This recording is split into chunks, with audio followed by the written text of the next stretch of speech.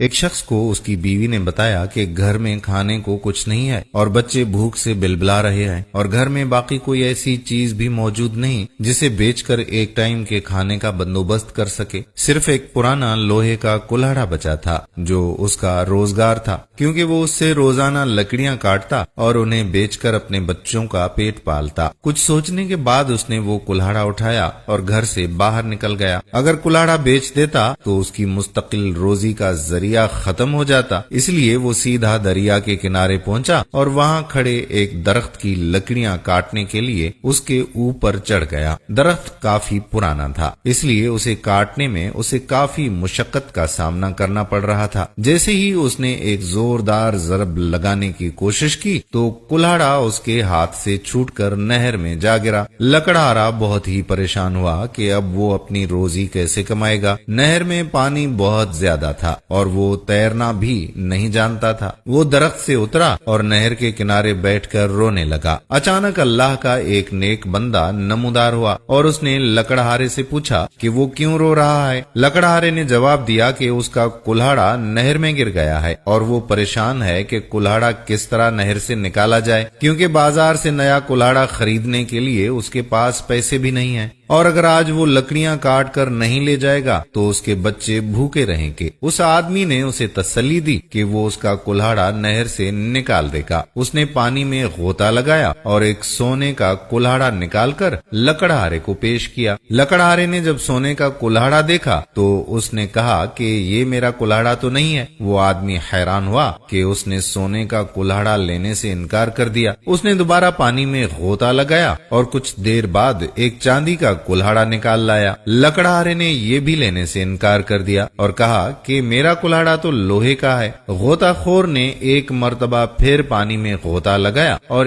اس دفعہ جب وہ پانی سے باہر نکلا تو اس کے ہاتھ میں لوہے کا کلہاڑا تھا۔ لکڑہارا اپنا کلہاڑا دیکھ کر خوشی سے اچھلنے لگا اور بولا کہ یہی اس کا کلہاڑا ہے۔ وہ آدمی لکڑہارے کی ایمانداری سے بہت متاثر ہوا اور بولا کہ تم نے اس قدر غربت میں بھی ایمانداری کا دامن ہاتھ سے نہیں جانے دیا، اور اس ایمانداری کے بدلے میں باقی دونوں سونے اور چاندی کے کلہاڑے میں تمہیں انعام کے طور پر دیتا ہوں۔ لکڑہارا اپنی ایمانداری کا اتنا بڑا انعام دیکھ کر بہت خوش ہوا اور اپنے رب کا شکر بجا لانے لگا۔ دوستو، اگر ہم ایمانداری اور سچ کو اپنا ساتھی بنا لیں تو اللہ رب العزت کی ذات ہمارا ساتھ کبھی نہیں چھوڑے گی۔ امیری غریبی تو صرف اور صرف اللہ تعالی کی طرف سے اس دنیا میں ہمارے لیے امتحان ہے۔ آخرت کے دن حساب تو اعمال کا ہوگا، اور جس کے اعمال صالح ہوں گے وہ ہمیشہ کی فلاح پائے گا۔ ہم امید کرتے ہیں کہ ہماری آج کی ویڈیو آپ کو پسند ضرور آئی ہوگی۔